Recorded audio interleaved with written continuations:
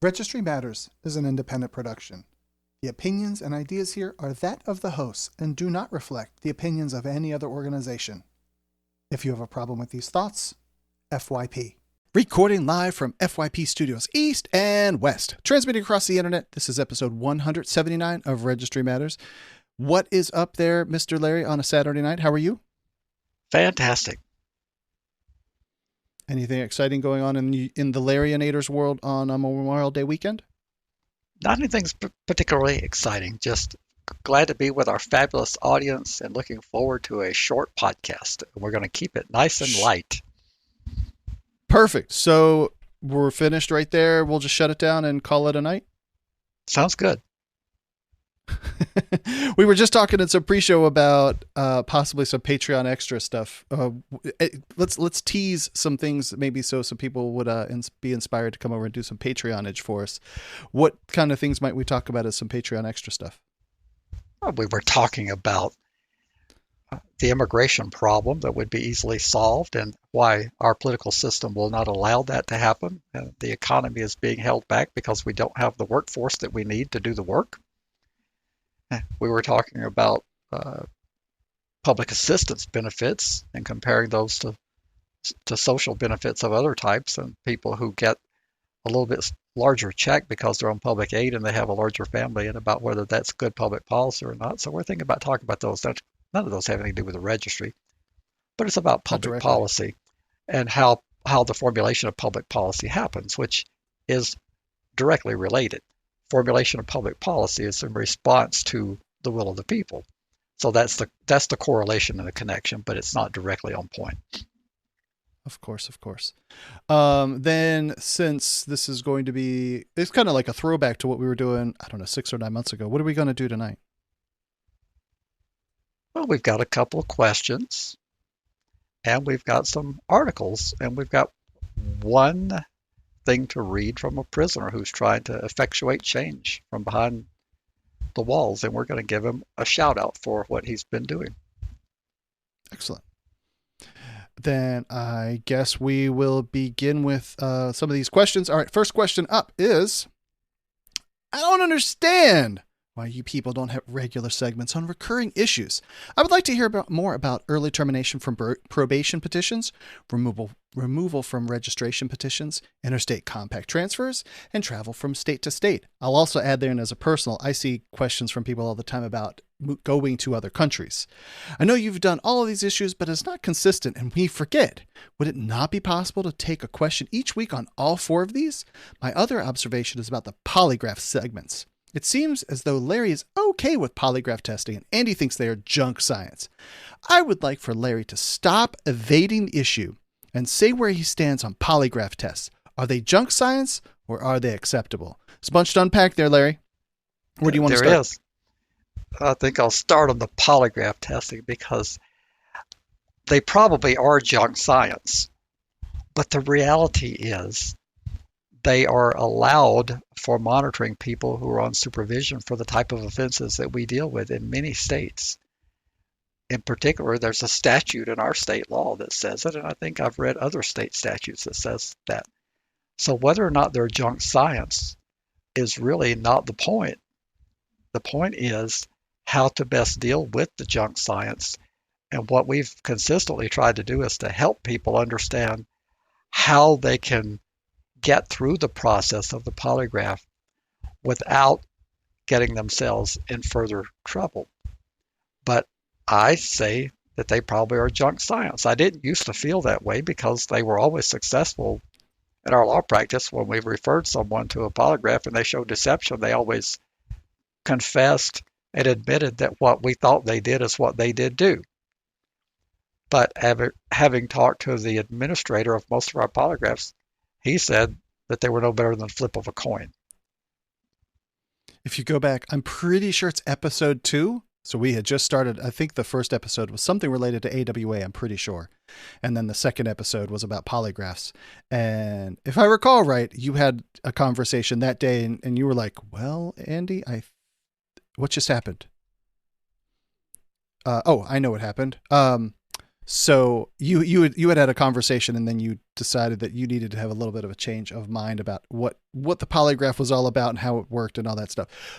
But to that, Larry, I've also changed. Forget whether it works or not. I mean, like forget whether the actual polygraph does anything. If you say someone showed deception on it, and then oh crap, my video froze. And then if they cop to it and tell you all the things that they've done wrong, well, then I guess the polygraph worked. Well, that's been my position that if the person acknowledges that what we think happened did happen, and they didn't acknowledge it prior to the polygraph, what else could you conclude? I totally understand. I got nothing as far as how to work my way out of that one, other than if you go take a polygraph and they tell you that you're showing deception, don't ever back down and admit to anything, because they're not. Because I think from what you've said is you've never seen anybody that got revoked for showing deception or something along those lines. I do not believe that anyone can show me a petition for revocation of supervision that says we seek revocation on behalf of the state because this person undertook a polygraph examination and showed deception, and then the petition stops there. If you show me that petition, I will admit it and say I'm wrong, but I have not ever seen one of those. You will show me multiple petitions that says the person showed deception on a polygraph, and at a post-test interview, they admitted to a plethora of things to the examiner and to the probation officer. That's a whole different revocation petition, because it's not the polygraph that got you revoked. It's your admission and confession to violating your terms of supervision.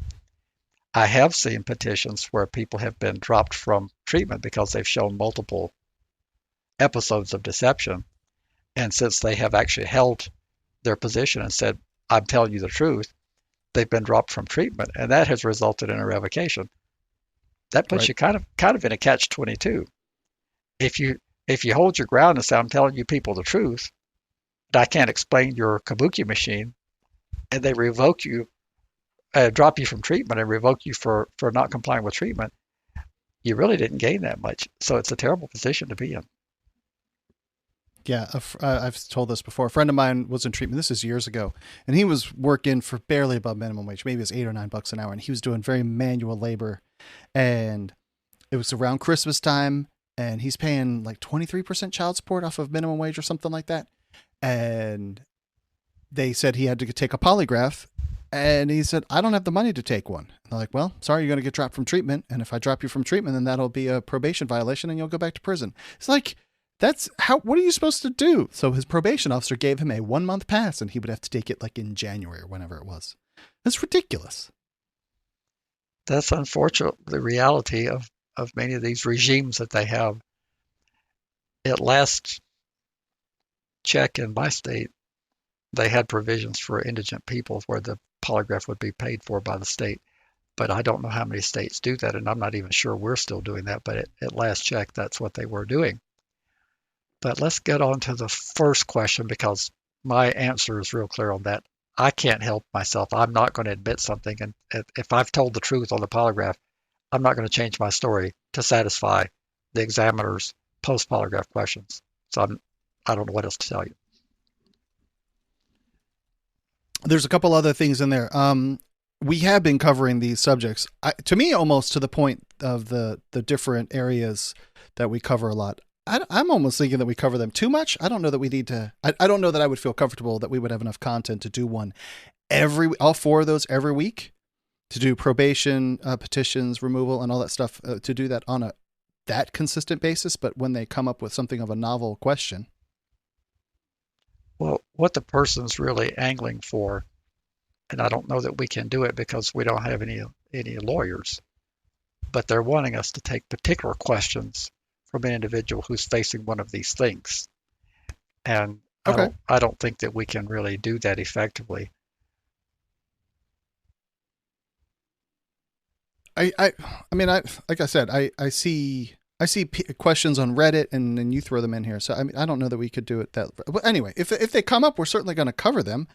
But the whole point of this is if you have a question about a thing and it was something that we already covered, then you could go back and listen to 10 or 20 or 100 episodes ago. This is like an archive of all of the current knowledge about what's going on in the registry world. Well, I guess the point I would make on that is that if that were the case, then no radio station would ever be successful because you would just say, well, we covered that news story once today already. It was at 7 a.m. And therefore you didn't listen at 7, so don't bother. We're not covering it again. The difference between that and this and the radio, though, is that you can't go back in time unless you're recording segments. But we can certainly go back and cover AWA and polygraphs again, and I'm not opposed to that at all. Just that if we constantly cover the same thing about polygraphs and early termination petitions, then it's going to be a very boring show. I would agree with that. We would really need fresh questions. And if the people want to submit fresh questions, and if they want to listen to an answer that they may not agree with, because I'm going to consistently say the same thing. I'm going to say that we can't give legal advice, but if I were doing this as a friendly consultant, here are the things I would tell you to do and recommend that you do. And we can do that, but probably we could rotate through the different topics rather than try to do one of each one every week. We could rotate through those topics. In the course of a month or 5 weeks, we could rotate back, and by then you've forgotten what we said 5 weeks ago. Yes, exactly. I think that was all the things there. And we can move on to the second question. That is correct. All right, so question number 2, it says, Larry always recommends that people get an attorney for every issue. I'm probably better informed on this than most any lawyer. I want to get off registration, and my state does permit petitions. Why is it that I can't just simply do a petition myself and tell my story to the judge? That's a legit question, Larry. I like that. Why can't we just tell the judge, hey, I've done these things, I've complied. Why do we need to go through the whole rigmarole of hiring an attorney for $3,500, $5,000, $10,000, whatever that number is, and just have the judge award us what we are asking for? You can. You are permitted to do that. Absolutely. You can do that. And I don't recommend it because we've covered before, but here's one of those things where it probably wouldn't be bad to mention it again. To increase your odds of success on your petition for removal, you're going to need to consider a lot of factors that the average layperson hasn't been trained in considering. You may tell a great story to a judge, but it may not be a great time to tell that story to the judge because it might be 4 weeks before that judge is going to face an angry mob of voters like Judge Persky did. Therefore, an attorney might be able to guide you past that troubled period of time. The same thing would apply to the prosecution in that jurisdiction. Most of these petitions are served on the prosecution. The district attorney, the prosecuting attorney, state's attorney, whatever they call them in that particular jurisdiction. And you may be in the midst of a high-profile case that would really sink your ship because there's been a lot of publicity, and this might not be a good time to file a petition. So therefore, those things a legal professional can help you with. The legal professional can have the conversation with the district attorney's office and find out how they're going to posture on your particular case, what their opinion is about you, and how vigorously they're going to fight against you. You're not going to be able to have that. You will be able to talk to the judge. The judge is generally going to let you make your statement and going to read your petition if you can put together a coherent petition. But it would be a whole lot better if you knew what the state was going to say before they said it, because it would help. You would be able to set yourself up with supporting evidence of maybe a psychosexual evaluation, or you might be able to call some witnesses that might offset what the state's going to say. We just don't know that, and those conversations are not going to be able to be successfully had between you and the prosecution. I guess we could equate this to almost anything that you might do on your own, whether that's changing oil or doing something more, probably not changing oil because that's pretty simple to do, but something a little bit more heavy lifting on fixing your car. You could probably follow a manual and take apart the pieces, but there are certain levels of expertise where it's not just common unscrew this, but something more nuanced that's a little obscure that goes on when you're doing one of these things. I mean, I work in the computer field, and sure, you can do all kinds of things on your own, but at a certain point, the expertise level becomes so great that you need to call in a professional because they know a bunch of the traps and pitfalls that you're going to run into. Same thing with like UN legislation kind of things. If we talk to you and ask you questions about how a bill, what kind of traps might there be, or conversations that we need to have with an opposing politician, that your expertise kicks in those areas to tell us what kind of traps we might run into. Absolutely. When you don't understand a game, it's really not a good arena to play in. And that's what I stress to people is this is not a game that you do very well because most people don't understand it.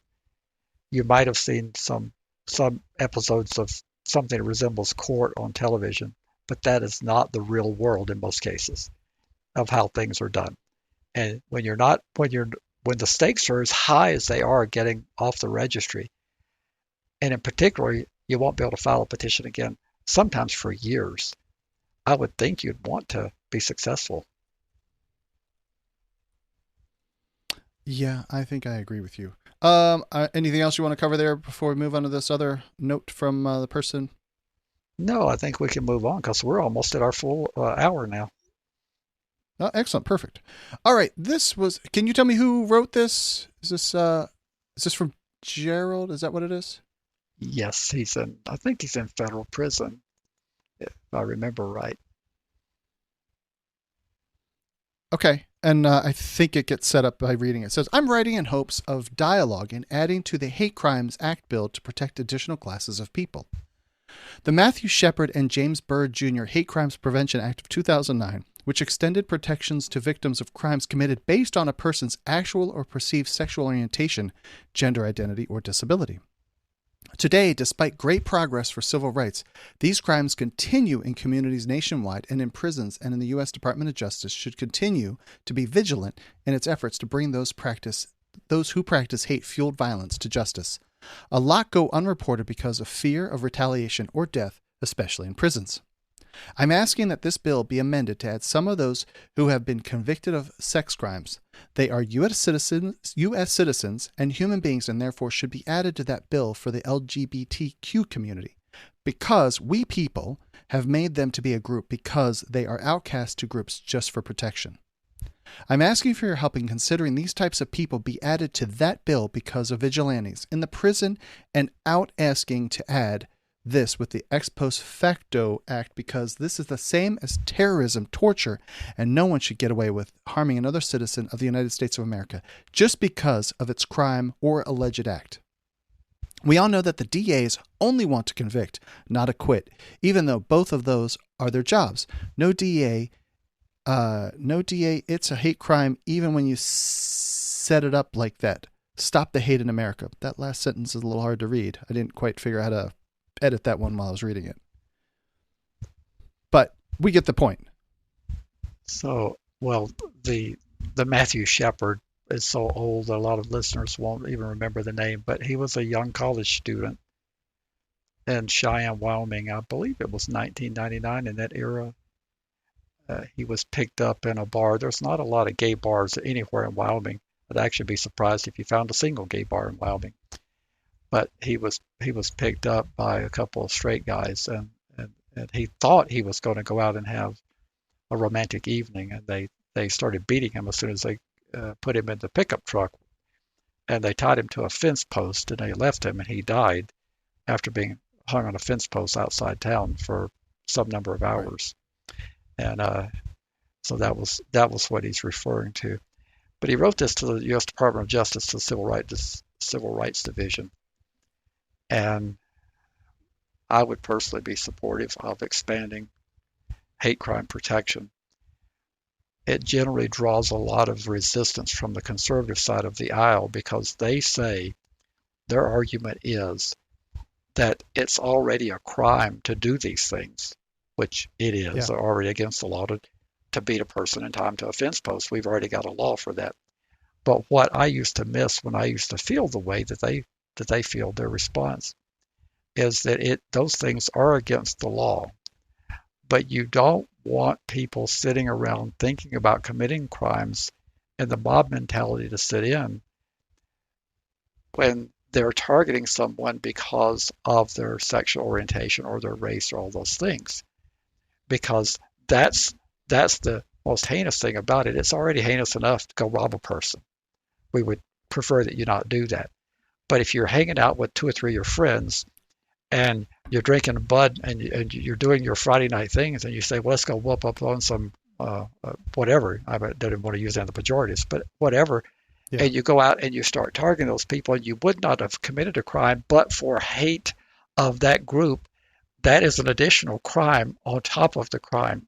And that's what I had trouble seeing at one time in my life. I used to buy exactly into the conservative talking point that these things are already against the law, and they are.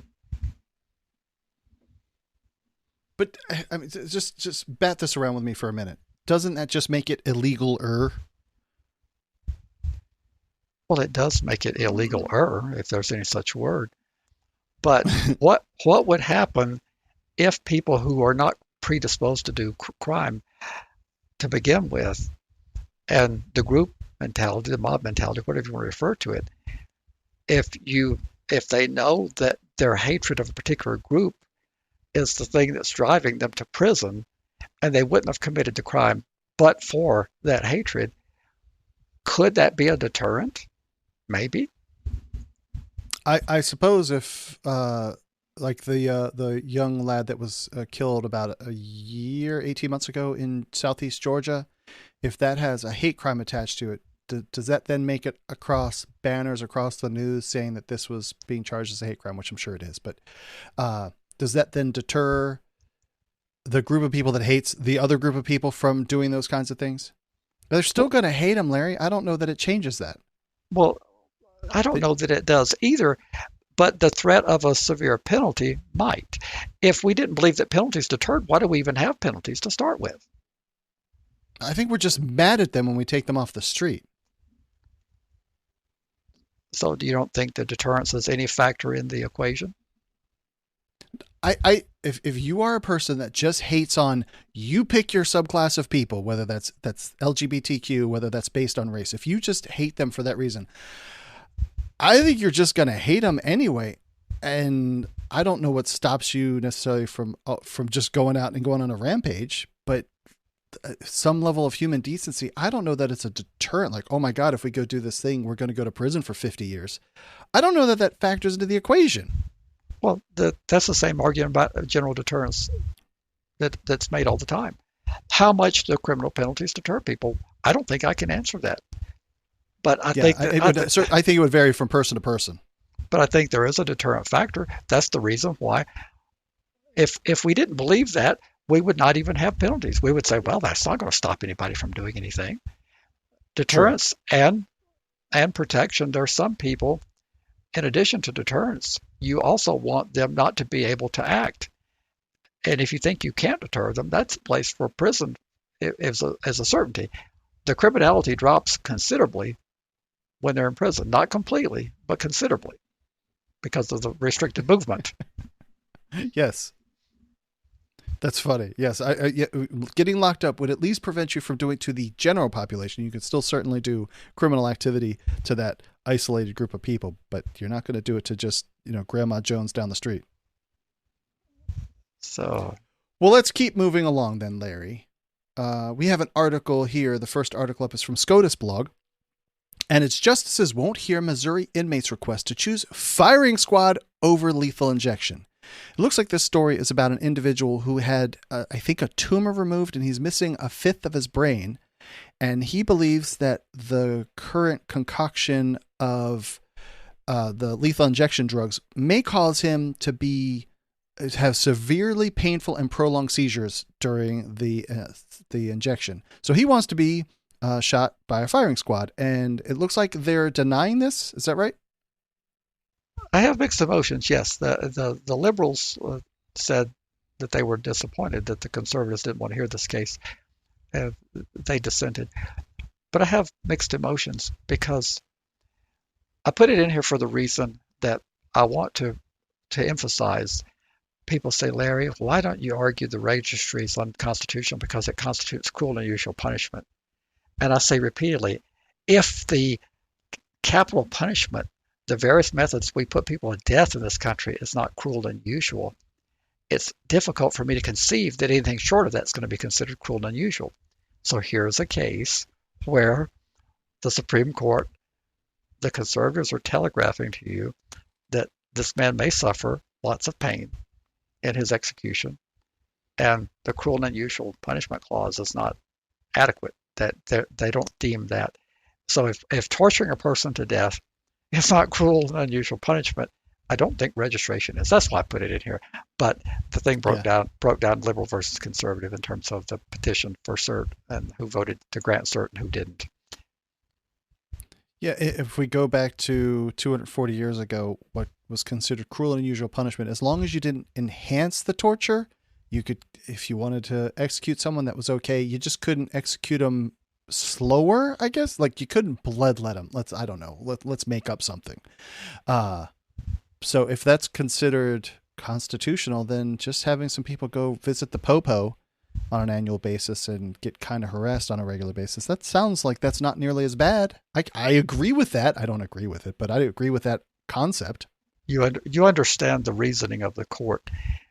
If you believe that we strictly interpret the words, and that's all we do, and we interpret those words based on what was accepted at that time. Capital punishment was widely used in colonial times. There's no way you can conclude that it was unconstitutional and that the framers had any idea of making it unconstitutional. Therefore, you can't make a constitutional argument successfully to a textualist.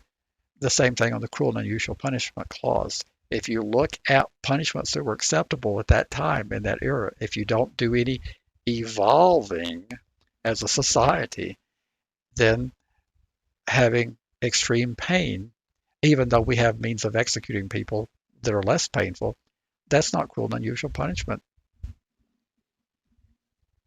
Did it, I don't see in this that it broke down 6-3. Is that how it came down? That was what I thought I had read.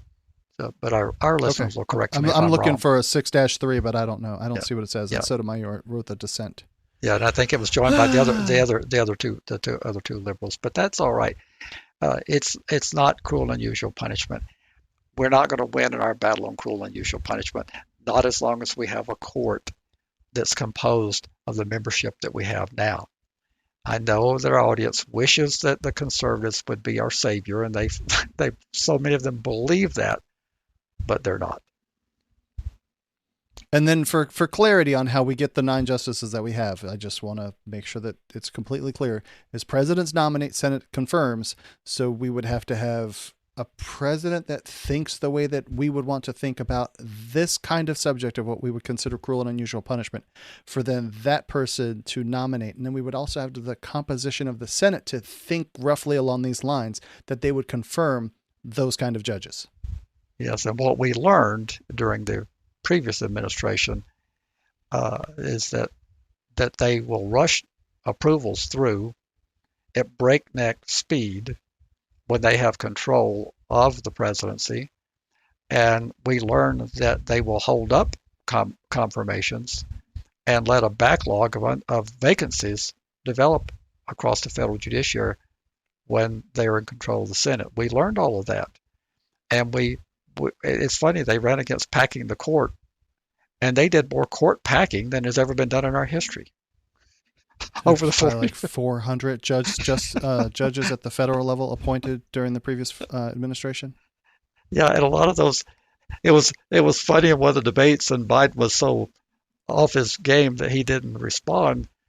But it was mentioned in the debate, I was handed a whole bunch of vacancies, and the thing would have been to have said is, yes, you were, but it was because all confirmations were basically shut down for 2 years. And you were handed vacancies, not because the president at the time wasn't nominating judges, but the Senate wasn't confirming the nominees. But Larry, to be fair, though, I don't know that makes it out to the general population. They they don't know necessarily what the process is, that the president nominates, and then the Supreme Court then confirms the judges at the federal level and at the Supreme Court level. And I guess the term is in the Constitution, it's with the advice and consent of the Senate. So the president could do all he wants, but if the Senate doesn't go along with it, which I totally accept and like, that it's not just one person making up a rule, but then you end up with a POS in the Senate named Mitch McConnell who shuts it all down and won't let anything go. Why don't they let them go on the record and go vote? And then you know whether the person in your state was one of the people that you would like or not like. They just shut the whole thing down and didn't even hold a vote for any of them. That is correct. And you misspoke on one of that. We'll clean it up in the transcript. You said the Supreme Court confirms, the Senate confirms. But my bad. But the advice and consent is a little bit unclear. But we have history and the precedent of how confirmations have been handled. And that's what we generally go on.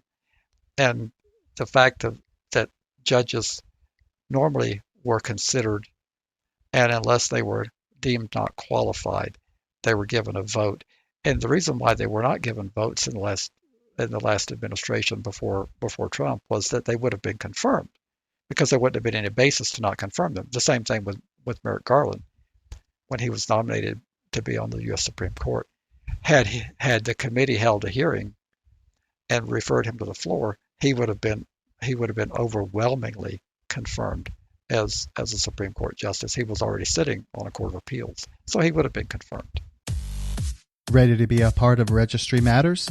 Get links at registrymatters.co. If you need to be all discreet about it, contact them by email, registrymatterscast@gmail.com. You can call or text a ransom message to 747-227-4477. Want to support Registry Matters on a monthly basis? Head to patreon.com/Registry Matters. Not ready to become a patron? Give a 5-star review at Apple Podcasts or Stitcher. Or tell your buddies at your treatment class about the podcast. We want to send out a big heartfelt support for those on the registry. Keep fighting. Without you, we can't succeed. You make it possible. I understand. Well, then let's continue on, sir. And there's a next article. Same. All right, let's move over to the Marshall Project. He died like an animal. Some police departments hog-tie people despite knowing the risk. This is, Larry, I guess I've seen this, but there's a picture up on the screen that, let me make sure that this is up there right now. Like, people have seen this where you have your arms tied behind your back and then that's adhered to your legs that are also tied. It's something you see in like cowboy movies or something like that. I can see that this would be an effective way to restrain people, but I can't imagine that this would actually get used on a regular basis. But this article describes that they use it pretty regularly. It's very sad. It is indeed. And this would be one of the things that would be addressed in police reform, that you would prohibit these type of things, kind of like the shackling of a pregnant woman when they're giving birth. Yes.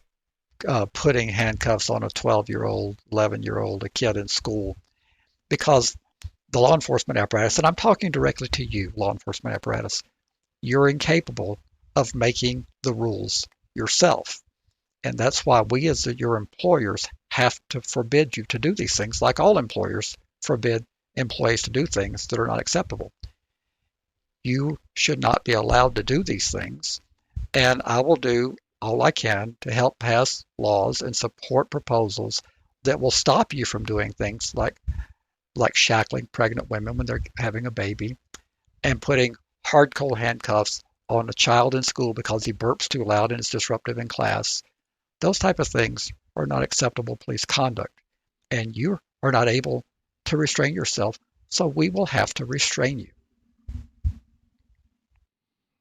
I guess I didn't realize this. I didn't put the connection together that when they pull that super taut, and there's a picture up on the screen of if you are pulled cinched all the way tight and your body is at more than a 90-degree angle, that puts pressure on your diaphragm, making it very difficult to breathe. I'm like, well, yeah, that would make sense, but didn't really think about it. So it would become very uncomfortable. But I like, why couldn't they just sort of leave you immobilized, like handcuffs and ankle shackles? What are you going to do? You can't run if you got shackles on your legs. You just can't. I don't know what you're supposed to do. Well, you're missing parts of police training and mentality. Unfortunately, police training is driven by the threat of death. They convince these people when they're training that everybody's carrying something in their rectum, that everybody's a bad guy and is going to kill you. You won't make it home to your family. And they teach compliance. And escalation tactics are largely the way of achieving compliance. They don't teach de-escalation. They teach escalation. And this is to show and demonstrate superiority of force. You will comply, and this is what will happen when you don't comply. Yes, I get it. It's I've said this before. It's that it's not to serve and protect. It's to dominate and oppress. That's what the police should have on their cars now, instead of to serve and protect. They should have dominate and oppress. All right, so we get hogtied. Great, cool. Should we move on? Let's move on. This was about public defenders, I think. This one is, lawmakers consider bill to ensure rural counties appoint public defenders independently from the judiciary. Can you explain that to me? Because I don't I don't even understand how that concept works. Defenders independent from the judiciary. I was hoping that you could explain it because I didn't read the bill number AB 480 in Nevada, but it appears as though that they're going to try to make a more robust defense system in Utah, particularly in the Nevada, particularly in the rural areas where it's haphazard at best, and it's going to cost some money, and therefore that's going to make a difficult sell in the political environment. Spending money for criminal defense is just not a very popular thing that gains votes. The thing that it would make sense to me is that there's an independent group. There's like the public defenders of fill in the blank of state, and that would be an independently funded organization outside of the judiciary. But as far as I know it, the public defenders work in the same building as the DA does, or at least something nearby. They're tied together. That would, to me, would create a potential conflict of interest. Really? How so? Yeah. Just that they are rubbing elbows together. They're having lunch together. I mean, public defenders are ridiculously overworked, but if a public defender should be effectively the same as a paid attorney. They're just publicly funded, and they should be there to advocate to your best defense and not part of the judicial system itself, I guess. I don't know if I'm being clear in how I'm articulating that. So, well, I guess we can come back to this in a future episode, but if it's increasing resources for indigent defense and making it a more formal process rather than haphazard, where the judge says, hey there, got this case here, would you mind taking it for me? And they point out in the article that some of the attorneys are like what we refer to as a guppy or a newbie, and they're being asked to take very serious cases, and they probably don't have sufficient experience and background to take these serious cases where so many people are facing lengthy prison sentences, including life or maybe even capital punishment. And therefore, it's important that you have robust defense and qualified defense. But no state likes to spend money on that. It's just not politically appealing. Go out and run a campaign and tell people you want to spend more money on indigent defense, and tell me what kind of reception you receive. Shoot, if you run a campaign on indigent anything, you're not going to do very well, I don't think. Okay, well then let's move along to Colorado. CBS Denver is where this comes from. Colorado District Attorney sound the alarm over bill to revamp sex offender management. This was something that someone posted in Discord, I believe, and it says a bill dealing with sex crimes has exploded in controversy at the Colorado State Capitol. District attorneys say the bill would allow some of the state's most violent PFRs to be released from prison without any treatment. And did you have any thoughts on this? I sure do. I think it's amazing. You have a system where treatment is so underfunded, so people are in prison and they cannot get treatment, and they're trapped there, And now the district attorneys, they're crying their crocodile tears about how much they want these people to have treatment. What they really want is extended prison. And this is a convenient way to keep people in prison because, oh, we would be happy for them to be out if they had the treatment. And it's just would be a tragedy if they were released without the treatment. Of course, you're not doing anything to try to increase the budget for treatment. You're just magically Correct. concerned that they're not getting any treatment. Well, that is just so transparently dishonest. The way you force people to provide funding for treatment is you require them to be released when their day comes for release. Like I say about our state, when you've done your time, we don't have early release here. You do a parole period that they name parole, but you only get to that after you've done your time. We need to change our law that says on that day you shall be released. And magically, we will start finding the funding so that we can put these people in supervised settings rather than just having them roaming the streets. But they should walk out the prison when their time is up. And I don't know the system in Colorado well enough but I think there's a lot of similarity. They do their time, and then they have these long extended periods of supervision, and they can't get out because they haven't had the treatment. They'll find the money if you start releasing them. They'll magically find the money. I'm thinking of how things went for me in Georgia that to make parole that I needed to complete XYZ classes. Classes did not become available to me until I was getting like ridiculously close to maxing out. Forget parole, just maxing out the whole sentence. So then they magically found the space for me to get into a class so that I could max out and do the whole sentence. And I know Georgia's different than other states having split sentences with parole, probation, and then completing your whole sentence and all that. But they could have sent me through the classes to help me get out 2 years earlier, and then maybe I could have made it out on parole 2 years earlier, but they didn't. So, well, we used to have a messed up system here where juveniles were supposed to be taken before a judge within so many hours, and that wasn't happening.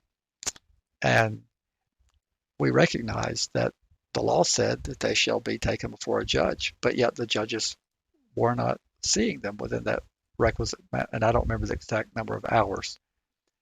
Well, I worked with a senator who said there's an easy fix for that.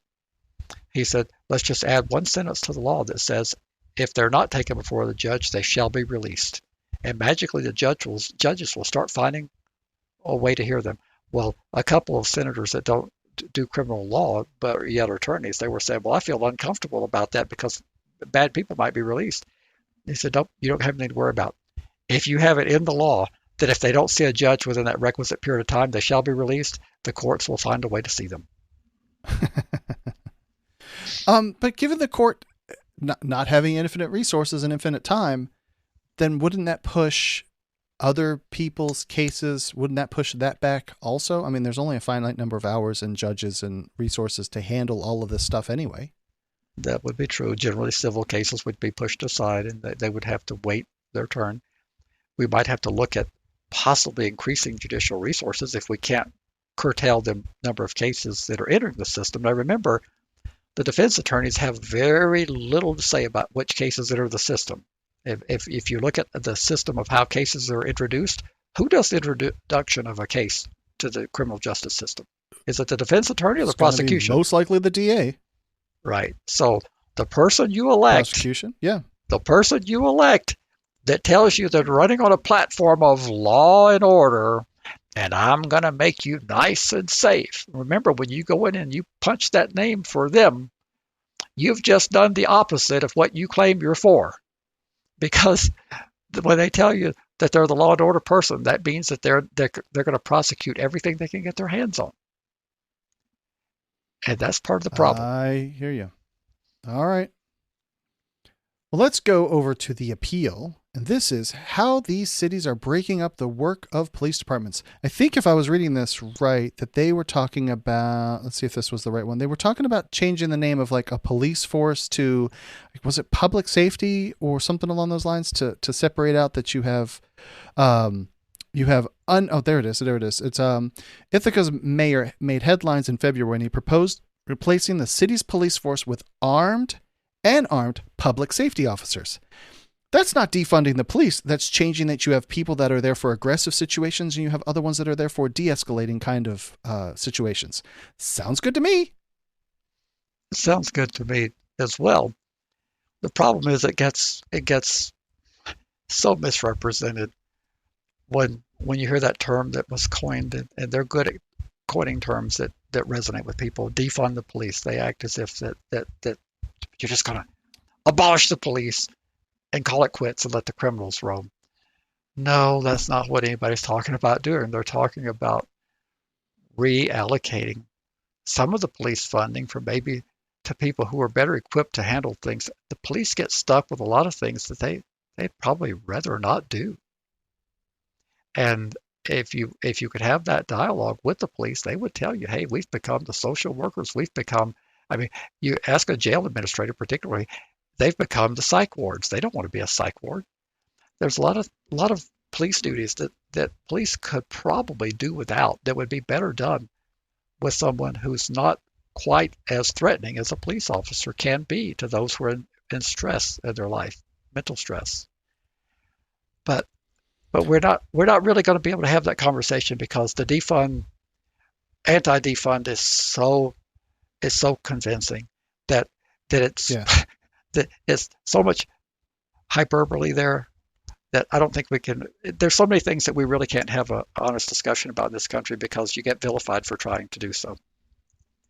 Totally. Just like that the ad we played a week or two ago that you were talking about just a little while ago on this episode. But we played that clip from, I don't remember the guy's name, but was bashing the other person for the something bill. We got to pass the something bill in Congress. And in fact, that election is happening on Tuesday. Anyway. And it was the Breathe Act. And he said that we would let rapists and murderers, child molesters free, and that she would want to close all federal prisons within 10 years. The only thing about that is nobody's talked about closing all federal prisons within 10 years. And the federal prisons have very few rapists, very few murderers, very few child molesters because those are all state crimes. Nobody understands that, though. Right. Nobody understands that, though. So all the people will run out and vote for him because his opponent is going to close the federal prisons and release rapists and murderers and child molesters, which there are very few in federal prison. Right. God, I bet you'd have to do Nasser. I don't think he made it to federal prison. He didn't because he didn't. He's Michigan, right? Yeah, he didn't commit any federal crimes. And Sandusky also. Or Dennis Hastert. Or on and on. So these are people that have ridiculous numbers of victims that came forward, and they end up at the state level. So I'm just supporting the comment you made about the argument that particular politician made. It was being dishonest about supporting this act, letting all these people out, tidal wave of crime, blah, blah, blah. But it's at the state level that this would only impact people anyway.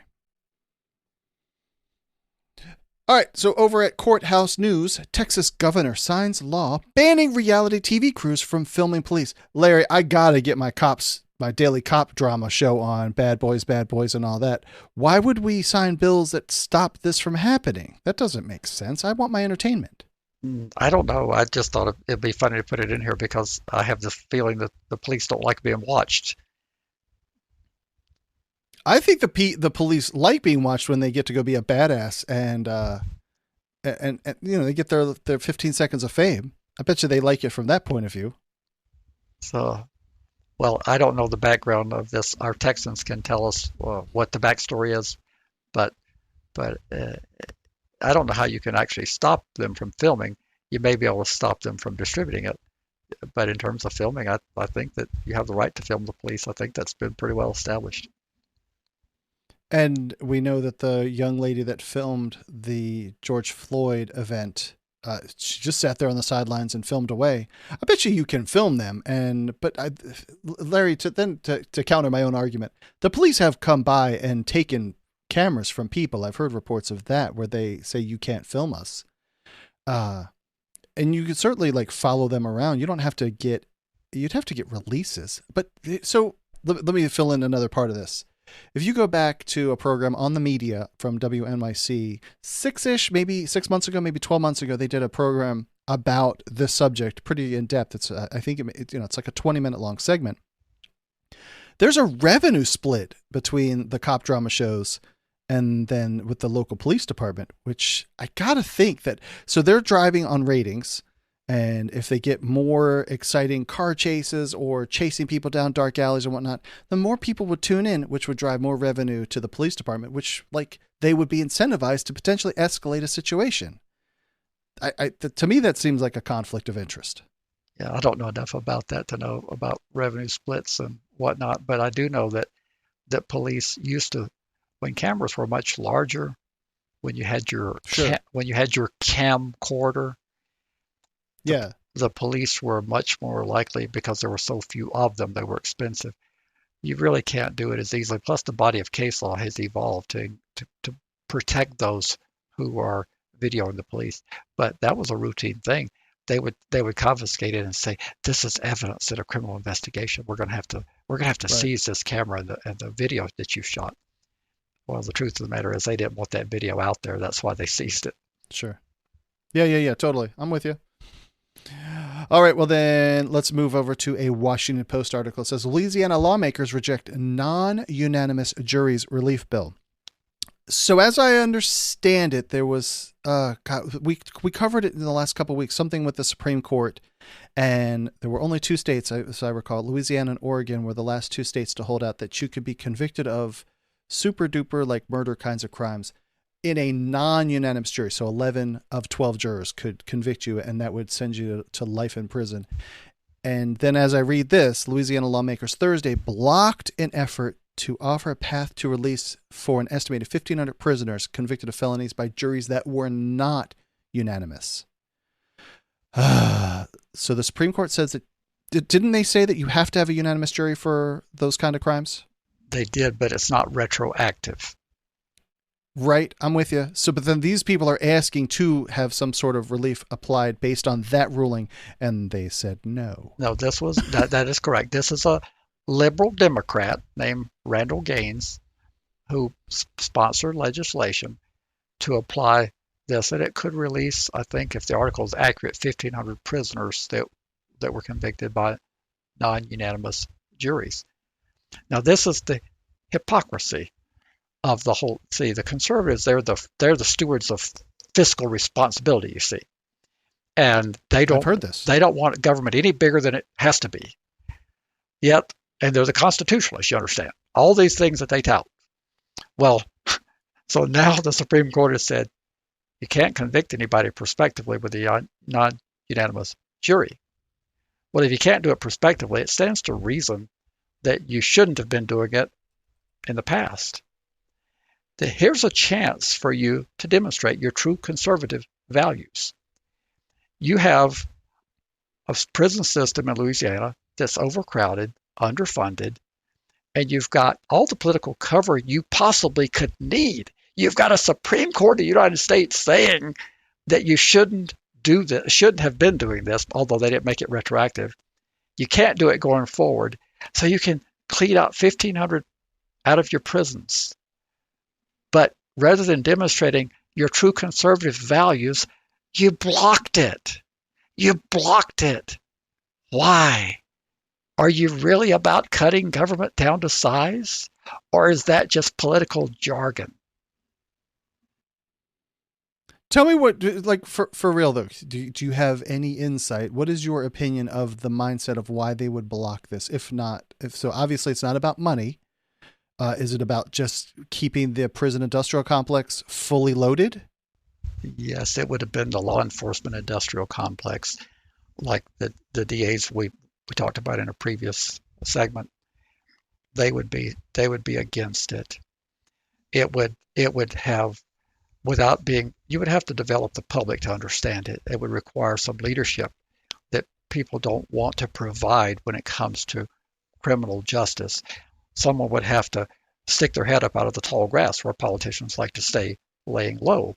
They would have to say, look, we were doing this wrong all these years, and I'm willing to take the political risk. We should let these people go.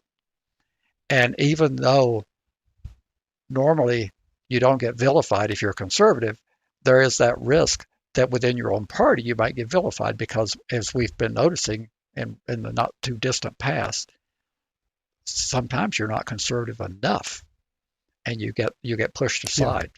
Yeah. And so therefore they could be fearing a conservative backlash of if they take these types of risks. That would be my guess, not being in Louisiana. But the Louisianans, who are so much more brilliant than the rest of the country, Southerners take great pride of how much smarter they are than the rest of the country and how brilliant they are when it comes to applying common sense. Hold your elected officials in the Louisiana House of Representatives accountable. Tell them this goes against your values of the Constitution about only guilty upon unanimous juries, and that it also goes against your values of spending money that shouldn't be spent. These people shouldn't be in prison because they should never have been convicted on a non-unanimous jury. Tell them that. That helps give them political cover. Let them hear from you. Of course, I know no one's going to call, but that's what would give these people the incentives would be if they would hear from the constituents. We're not happy with you for killing this. I gotcha. Bizarre. All right. Moving on over to an Associated Press article. Prosecutors sue over California prison good conduct rules. You put this in here for some crazy reason, I'm sure. The same reason we had the other article in there about the DAs. This is an example of the law enforcement industrial complex. They do not want the prison population to go down. This would put more people eligible for good time, as I understood it, and we just can't have that. So we were just bashing on Republicans. Isn't California mostly a blue legislative state? That's why we're bashing on them as well, because this is not a partisan issue. I keep saying, and for some reason people don't believe me, Registry Matters and FYP is not partisan. We're about good public policy. It doesn't matter whether the state is Republican or Democrat. If you're doing something wrong, now apparently the California legislature is trying to do the right thing, and they're getting pushback from the district attorneys. Okay, that's fine. Then you need to be electing different district attorneys. But we need to call it the way we see it. That's why this is in here. I'm just reading something here, and I think I've known some people that were firefighters in Georgia, but I recall California being overrun with wildfires, at least if it was not last year, it was 2 years ago. And those individuals were there on the front line getting paid pennies to fight these fires. And then they would be released from prison, and then they would not be eligible to work for the fire department to go fight wildfires, even though they were able to do it when they were effectively doing like slave labor, Larry. And, but I would think that we would want those kind of people to receive exorbitant amounts of good time for putting their life on the line to actually save homes and people's lives and property and all that stuff in the state. We would bestow all kinds of good time credits on that particular profession. But I would think that we would also then want them to have those kind of jobs on their way out the door. But here we go. Prosecutors sue over California prison good conduct rules. Yeah. Love it. And well, the thing is, now I don't know California politics well enough to be precise. But I can tell you this, if you've got 58 district attorneys, according to the article, and 44 are suing, I don't believe that 44 of those would be from Republican districts. I think that as blue as California is, that's a lot of district attorneys from blue districts. And therefore, they need to be called out. You're not the progressive that you probably ran claiming that you were going to effectuate change.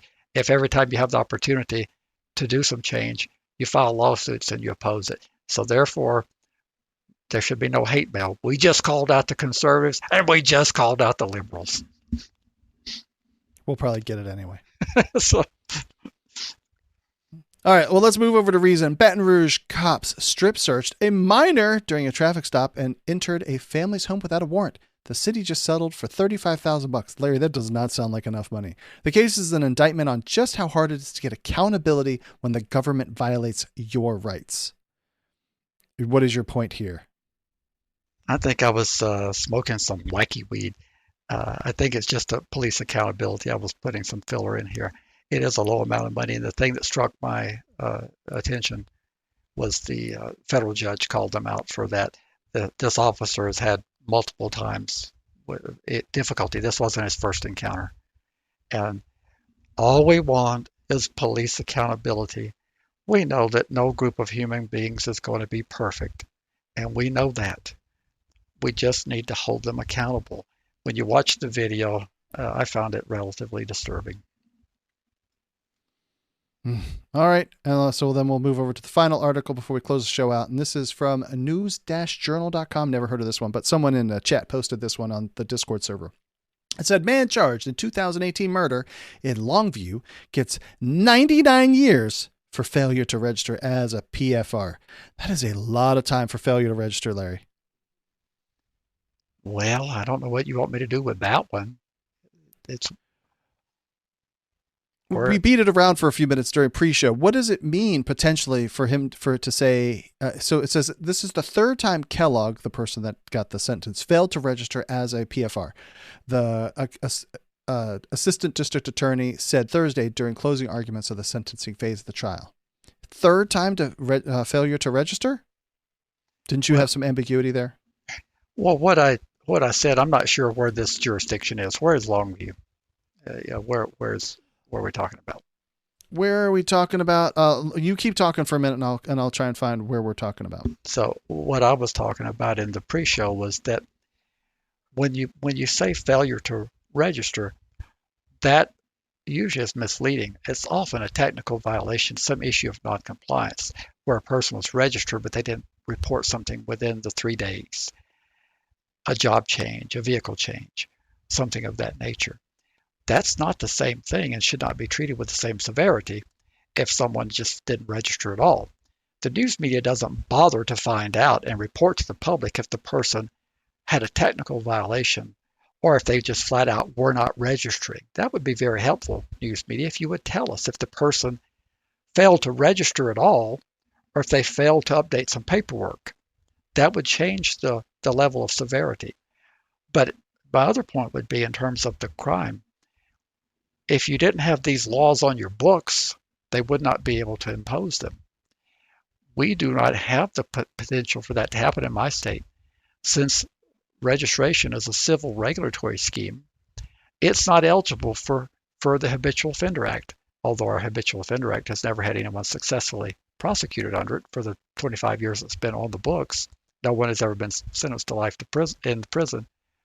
But our civil regulatory scheme, it is a fourth-degree felony carrying an 18-month maximum. If you have a previous conviction for failure to comply, it elevates to a third-degree felony, and it has a whopping 3-year maximum sentence. So that's all he could get here. It's not eligible for any type of enhancement beyond the internal enhancement. That means that you people, Texas, by the way, you people in Texas need to change your law. You need to exempt this civil regulatory scheme. This is the reason why you need to argue it's a civil regulatory scheme. You need to exempt this civil regulatory scheme from your Habitual Offender Act because this is a civil regulatory scheme. It should be treated like a person who drives without a valid driver's license. The punishment would get more severe, but they would never get 99 years. But also, you should put something in your statute that makes it clear that failure to register altogether is not the same as failing to comply with a particular nuance of registration. And what you're saying there is someone is still living at the same address, still driving the same car, license hasn't changed, and they forget to, whatever, they don't register, but they didn't go move to a new address trying to like evade the system. They just like, oops, sorry, I forgot. But all the data is still the same. I can make it more heinous than that. Say a person has a job and they lose their job. And they're all distraught about losing their job because they can't support their family. And the law says that you shall report within 48 or 72 hours any change in your employment status. Well, you're too worried about trying to get a job so you can keep food on the table and you don't get in within 72 hours. That's a failure to comply. You could conceivably get the same penalty for failure to report that you're no longer working there because that is a change in your job status, right? Yeah, totally. They prosecute people for that here. Okay, sure. And a person in chat says, indeed, I had a technical violation. I forgot to update my phone number. Forgot I even registered it. Caught it when I was signing the form. He said, we don't play those gotcha games. So at least not everyone sucks. The key is if they were looking for something to pin on me. There you go. They don't care currently. But if they do want to get me for something, there it is. So, but yeah, it's really sad that they put so much emphasis on this civil regulatory scheme to play the I got you, and they do play the I got you. You may have some departments that don't, but too often that's what they do. They place an extraordinary amount of resources into tracking to see if they have an I got you moment because the penalties are so extreme. Gotcha. Larry, that closes out the articles for the evening, and we are like right at an hour. Fantastic. We did a fine job of moving these things along. Should I play the teaser that I released to the patrons? Should I do it or should I not do it? I think you should play it because they're going to see what a musician you are and what a treat they're going to have when we reach 100. It was more like a musician that I was some time ago. Hopefully this will work. I will give it a shot.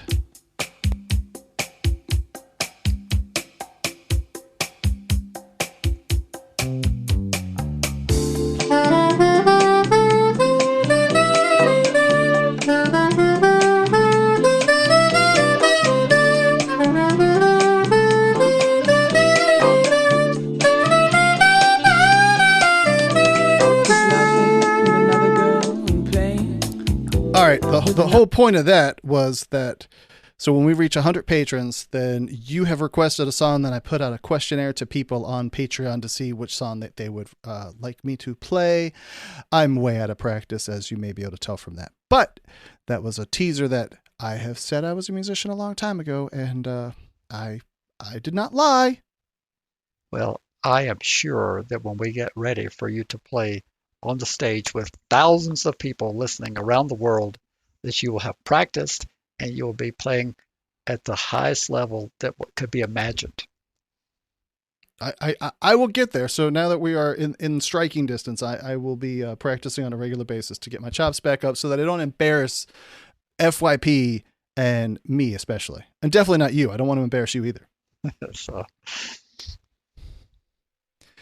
And with that, Larry, as far as new patrons, we did have a pretty substantial increase from Chris for his support. And people are renewing their membership and doing the annual thing, which I think is fantastic. You get a little bit of a perk of a discount by doing it that way. And I don't know, you didn't tell me if anybody subscribed to the other method of doing it like by the mail, but did anybody do that? We did not. We are receiving inquiries. People are taking advantage of the opportunity for a sample, and we're gladly sending out the sample transcripts. And we know that the podcast is more expensive than anything else you're probably subscribing to. Well, maybe not Prison Legal News, but then again, I don't even know what they charge anymore. But we realize that. But it's a weekly infusion into your life. It's not like you have to wait a month, or it's not like you have to wait every 2 months or 3 months. It's a regular weekly infusion into your life. I like it. I think it's fantastic. If you want to find any show notes or anything, you can find us over at registrymatters.co. I would certainly encourage you to find a podcast app on your cell phone and find the podcast in that podcast app and subscribe to it. That way, when we release the show, it comes out at midnight on Tuesdays. That is like 11:59 p.m. on Monday night is actually when I release it, but you'll have it for if you're driving to work, but for your working time on Tuesday, you'll have the podcast available to you. And otherwise, you can leave voicemail, and you can find all that stuff over at registrymatters.co. And of course, patreon.com/registrymatters. That is our favorite way for you to support the podcast. And Larry, I don't think I have anything else that we need to cover tonight. And with that, I will let you go and have a great weekend. Thank you very much. Good night. Talk to you soon. Bye-bye. You've been listening to FYP.